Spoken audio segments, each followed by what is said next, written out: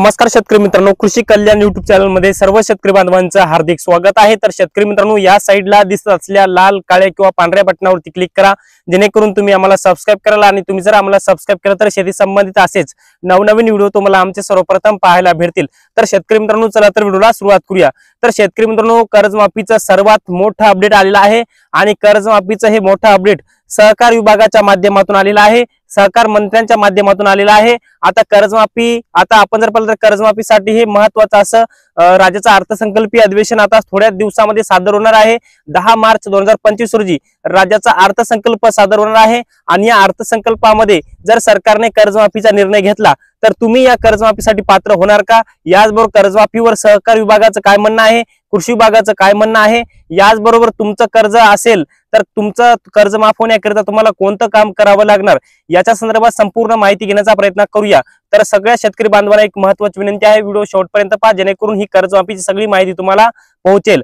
तर मित्रांनो, सर्वप्रथम आपण जर पाहतो तर कृषी विभागाच्या माध्यमातून म्हणजेच राज्याचे कृषी मंत्री माणिकराव कोकाटे यांच्या माध्यमातून एक कर्जमाफी संदर्भातलं अपडेट देण्यात आलं होतं। त्यांच्या माध्यमातून सांगण्यात आलेलं आहे की कर्जमाफी हा विषय आमच्या कृषी विभागाच्या अंडरमध्ये येत नाही, हा कर्जमाफीचा विषय सहकार विभागामध्ये येतो, त्यामुळे सहकार मंत्री याच्यावरती बोलतील। आणि त्याचनंतर BBC न्यूज मराठीच्या माध्यमातून सहकार मंत्र्यांना कर्जमाफी संदर्भात म्हणजे सहकार मंत्री बाबासाहेब पाटील यांना कर्जमाफी संदर्भातला प्रश्न विचारला असता त्यांच्या माध्यमातून असं उत्तर देण्यात आलेलं आहे की आमच्या महायुती सरकारनं शेतकऱ्यांना 3 लाखांपर्यंत कर्जमाफीचं वचन दिलं होतं आणि हे वचन पूर्ण करणार आणि ते आमचं काम आहे, अशी माहिती सुद्धा सहकार मंत्र्यांच्या माध्यमातून देण्यात आलेली आहे। याचबरोबर राज्याचे सर्वेसर्वा राज्याचे मुख्यमंत्री देवेंद्र फडणवीसांच्या माध्यमातून सुद्धा कर्जमाफी संदर्भातली आपली स्पष्ट भूमिका बजावलेली आहे। त्यांच्या माध्यमातून सुद्धा कर्जमाफीसाठी ते सकारात्मक आहेत, अशी माहिती सध्या आपल्याला पोहोचलेली आहे।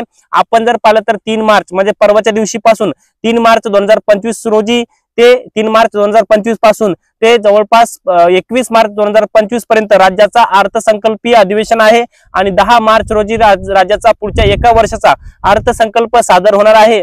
आणि यात जर अर्थसंकल्पामध्ये जर सरकारने कर्जमाफीचा जर निर्णय घेतला तर तुम्ही कर्जमाफीसाठी पात्र होण्याकरिता तुम्हाला कोणतं काम करायचं मी वारंवार तुम्हाला सांगतोय आणि आताही सांगत या व्हिडिओच्या माध्यमातून सांगणार आहे। तर शेतकरी बांधवांनो, जर सरकारने या अर्थसंकल्पामध्ये कर्जमाफीचा जर निर्णय घेतला तर तुम्हाला फक्त आणि फक्त एकच काम करायचं आहे, तुमचं जर कर्ज सध्या थकीत असेल तर ते कर्ज तुम्हाला थकीतच ठेवायचं आहे, कारण की नियमित कर्जदार शेतकऱ्यांना सरकार कर्जमाफी देत नसतं।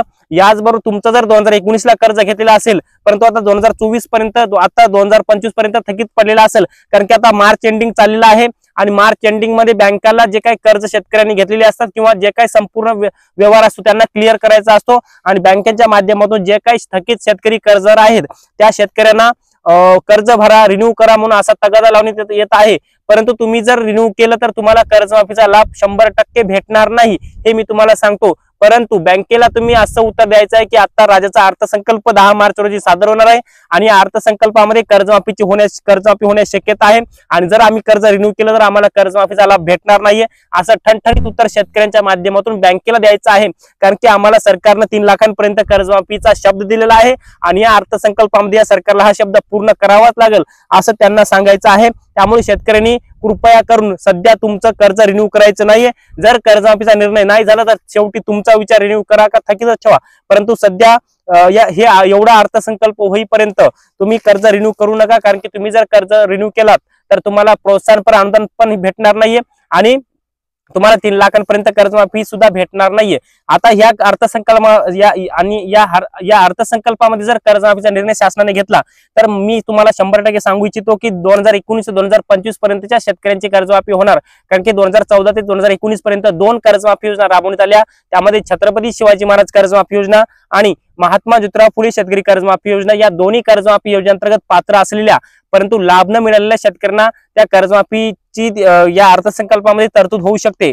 आणि जे काही शेतकरी आहेत म्हणजे 3 लाखांपर्यंत थकीत कर्जदार शेतकरी त्यांना 2019 ते 2024-25 पर्यंतची कर्जमाफी होऊ शकते, असं एक कर्जमाफी संदर्भातलं नवीन आणि न्यू अपडेट आहे। आणि कृषी मंत्र्यांच्या माध्यमातून जे काही हा कर्जमाफीचा विषय आहे सहकार विभागाकडे ढकलला आणि सहकार विभागाचे सहकार मंत्री बाबासाहेब पाटील यांच्या माध्यमातून आपली कर्जमाफीची भूमिका आहे. त्यांनी कर्जमाफीची भूमिका मांडत असताना कर्जमाफी देणार अशा पद्धती माहिती देण्यात आलेली आहे. याचबरोबर कृषी विभागाच्या माध्यमातून पुन्हा कर्जमाफी संदर्भातलं एक उत्तर आलेलं आहे की त्यांच्या माध्यमातून आज सांगण्यात येत आहे की कर्जमाफी संदर्भात अद्यापर्यंत शासनाने आम्हाला कोणतेही अपडेट दिलं नाही, कळवलेलं नाही. परंतु आपण जर पाहिलं तर याच्या अगोदर आपण जर पाहिलं तर ज्या काही योजना आल्या होत्या त्या कुणाला न सांगता आल्या होत्या. त्यामुळे कर्जमाफीचा निर्णय सरकार 10 मार्च रोजी घेऊ शकतं. तर मित्रांनो, कर्जमाफीच्या प्रत्येक अपडेट करिता आपल्या चॅनलला नक्की सबस्क्राईब करा. हा व्हिडिओ जर आवडला असेल तर एक लाईक करा. प्रत्येक शेतकरी बांधवांपर्यंत महत्त्वाची अशी माहिती शेअर करा. तर मित्रांनो, तुर्तास इथेच थांबतो. तोपर्यंत आपल्या सर्वांचे मनापासून धन्यवाद.